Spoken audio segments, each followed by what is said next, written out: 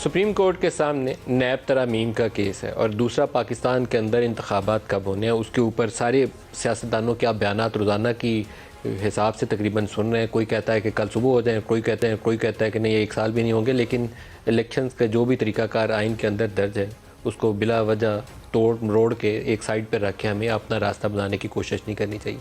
पहले नैब जो तरामीम है उसके ऊपर थोड़ी सी बात कर ली जाए। नैब का जो नया लॉ लाई मौजूदा हुकूमत, उसके मतलब एक आम तासुर यही है और ख़ास तौर पर पाकिस्तान तहरीक इंसाफ ने इसके ऊपर काफ़ी आवाज़ उठाई कि वो पर्सन स्पेसिफ़िक अमेंडमेंट्स लाई गई हैं ताकि कुछ मखसूस लोगों के जो केसेस हैं वो उनको माफ़ी मिल जाए। एक अमेंडमेंट ये कहती है कि 500 मिलियन से नीचे का, 50 करोड़ से नीचे की जो करप्शन की गई हो वो केस नैब नहीं सुनेगा।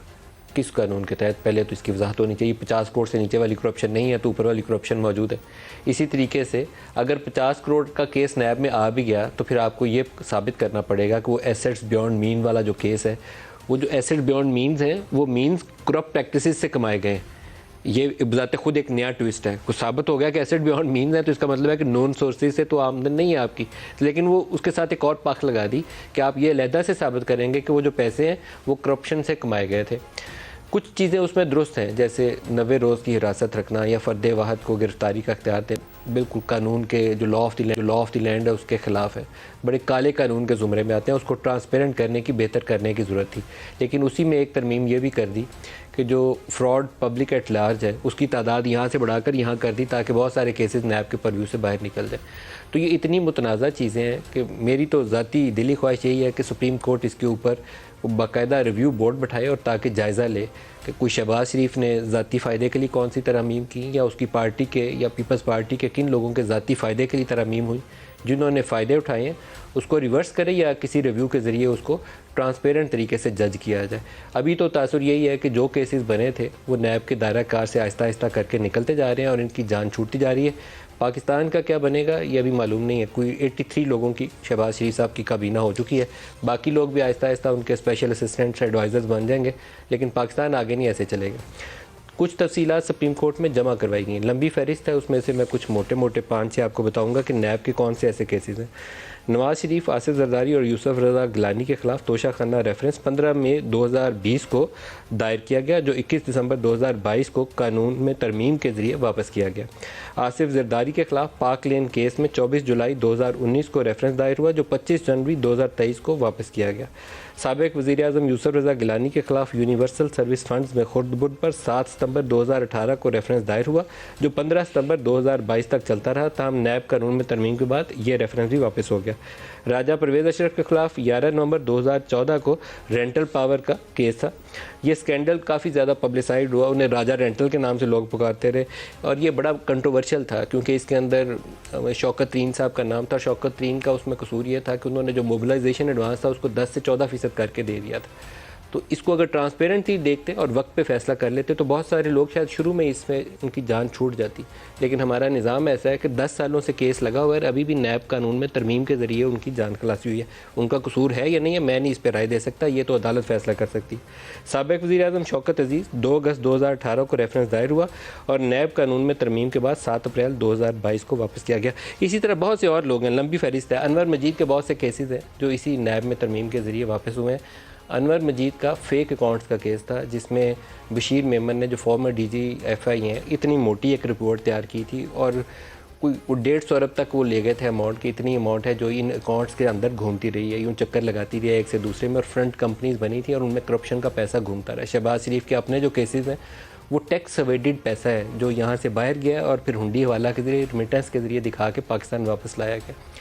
पाकिस्तान में बहुत से कारोबारी लोग ऐसे ही काम करते हैं, लेकिन वज़ीर-ए-आज़म पाकिस्तान या चीफ़ मिनिस्टर पाकिस्तान ये काम करे तो वो पब्लिक ऑफिस होल्डर के ऊपर एक वज़न होता है, उसको उन चीज़ों का जवाब देना चाहिए। ये वो केसेस हैं जिसके ऊपर शफाफियत चाहिए। वो जो एहतसाब इमरान खान जिसका नारा लगा रहे थे वो एहतसाब नहीं था, वो विच हंट था, वो दुश्मनी निकाल रहे थे।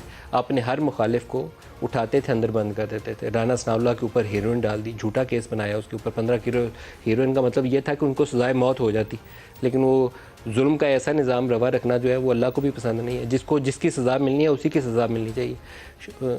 शाहिद खाकान अब्बासी, मिफ्ता इस्माइल, एहसन इकबाल, एक लंबी फहरिस्त है जो झूठे मुकदमात की थी, लेकिन उसके अंदर सच्चे मुकदमात भी अब दब गए हैं और झूठे भी साथ मिल गए हैं। अब आपको तखसीस करने के लिए कोई पैमाना है ही नहीं है।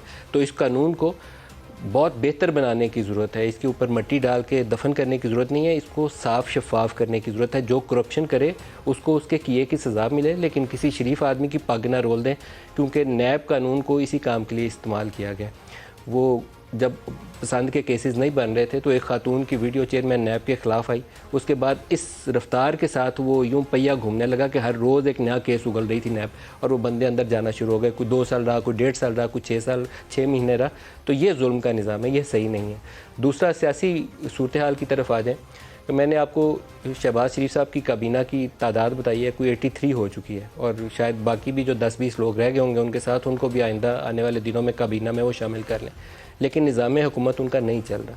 3-4 माह में इन डिसीजन की वजह से हम $3 अरब रिज़र्व्स के ऊपर बैठे हुए हैं। उसको रिज़र्व्स कहना भी शायद सही इस्तेलाह नहीं हो, क्योंकि वो एक ऐसा उधार लिया हुआ पैसा है जिसको हम सिर्फ ख़जाने में रख के बैठे हुए हैं, उसको इस्तेमाल भी नहीं हम कर सकते। कंटेनर्स, शिप्स सारे पोर्ट पे खड़े हुए हैं, उनको क्लियर करने के लिए हमारे पास पैसा नहीं है। IMF हमारे पास बैठा हुआ है, और दोस्त ममालिक जिन्होंने हमसे वादे किए हैं, वादे हमसे सब ने किए हैं। चीन ने किए हैं, UAE ने किए हैं, सऊदी अरब ने किए हैं, कतर ने किए हैं, दिया किसी ने एक ढेला नहीं हमें। उन्होंने कहा IMF से प्रोग्राम करके आओ फिर देंगे। तो 100 बंदों की काबीना आपको नज़र आए, गाड़ियों में, चमचमाती गाड़ियों में घूमते हुए, पीछे आगे पीछे लाओ लश्कर उनका सिक्योरिटी गार्ड्स का लगा, और मुल्क भूखे हाथों अफलास के हाथों मर रहा हो। तो इसको निज़ाम हुकूमत तो नहीं आप कह सकते।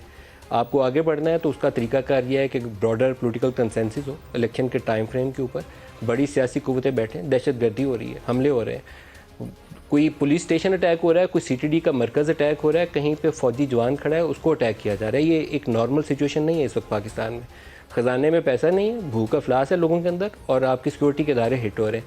यहाँ पॉलिटिकल कंसेंसस चाहिए, लेकिन ना वो लीडरशिप शहबाज शरीफ दे सकते हैं, और ना इमरान खान में वो सलाहियत और काबिलियत मौजूद है। इमरान खान के अंदर एक काबिलियत और सलाहियत मौजूद है कि वो दूसरे के ख़िलाफ़ इतना बड़ा मुंह खोल के इल्ज़ाम आयद कर सकते हैं। ख़ुद 4 साल की हुकूमत में वो गवर्नेंस नहीं दे सके, और अभी भी उनके अंदर एक जो बहुत बड़ी खामी है कि वो कंसेंसस वाली पॉलिटिक्स पे यकीन नहीं रखते। जो ब्रॉडर पॉलिटिकल कंसेंसस होता है उसके अंदर आप बैठते हैं और पाकिस्तान के मफाद और पाकिस्तान के लोगों के मफाद को सामने रख के फ़ैसले करते हैं। उनका इंतखाबात का फ़ैसला नाजायज़ नहीं है, लेकिन इंतखाबात का फ़ैसला करने के लिए जिन लोगों के साथ बैठना है उनके साथ बैठना उनको पसंद नहीं है, और यही फ़साद की बुनियाद बन जाता है। मुतालबा करते हैं आर्मी चीफ से कि इंतखाबात का वक्त कराएं, कभी डर्टी हैरी को अटैक करते हैं तो कभी किसी और को, मिस्टर एक्स और मिस्टर वाई को अटैक करते हैं। मेरी समझ से उनकी सियासत बालातर है। अगर सियासी आदमी हो तो सियासी लोगों के साथ बैठ के रास्ता निकालें कि पाकिस्तान के लिए आगे का आइंदा का रास्ता क्या है, और शायद बहुत ही बेहतर हो कि 4-6 माह के अंदर इंतखाबात के ऊपर हमारी सियासी क़यादत इत्तेफाक राय पैदा कर ले, बजाय ये कि 33 में होने हैं, कल 40 में होने हैं, परसों 70 में होने हैं, सूबाई का होना है कि नहीं होना, इस बेयकीनी से निकला जाए। KP और पंजाब दोनों के चीफ सेक्रेटरीज़ और IGs ने इलेक्शन कमीशन ऑफ पाकिस्तान में जाके उन्होंने कहा है कि सिक्योरिटी सूरत हाल ऐसी नहीं है कि हम इंतखाबात करवा सकें। पहले KP वालों ने कहा कि हमारे पास इतनी पुलिस नहीं है कि हम इंतखाबात करवा दें, पता नहीं 1 लाख उन्होंने बोला हमें पुलिस फोर्स चाहिए होगी या सिक्योरिटी से, फ़ौज से मदद चाहिए होगी। पंजाब वालों ने कहा 4,17,000 टोटल चाहिए, हमें 3 लाख की कमी है, 3 लाख हमें या फ़ौज दे या रेंजर्स दे तो फिर करवा सकते हैं, तो नहीं करवा सकते। ये सूरत हाल के अंदर आप इलेक्शन कमीशन को कहें कि 4 लाख बंदा चाहिए तो 3 लाख फ़ौज आपको इलेक्शन के लिए फ़ौज दे दे, तो बाकी सिक्योरिटी कौन संभालेगा? तो इसमें पॉलिटिकल कंसेंसस चाहिए, सियासी लोगों को आगे आना पड़ेगा।